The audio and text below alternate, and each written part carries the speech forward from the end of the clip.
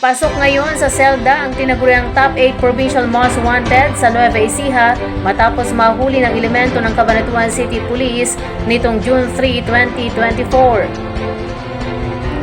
Sa ulat na nakarating sa tanggapan ng NEPO o Nueva Ecija Provincial Police Office, isinagawa ng Cabanatuan City Police sa patnubay ni Police Lieutenant Colonel Warley C. Bitog, Chief of Police ng syudad ang isang Manhunt Charlie Operation.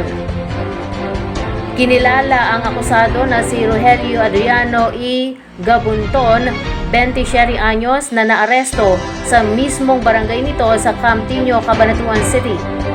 Si Adriano ay tinaguriang Nueva Ecija's top 8 provincial most wanted dahil sa paglabag sa Republic Act 7610 o mas kilala sa Special Protection of Children Against Abuse, Exploitation and Discrimination Act.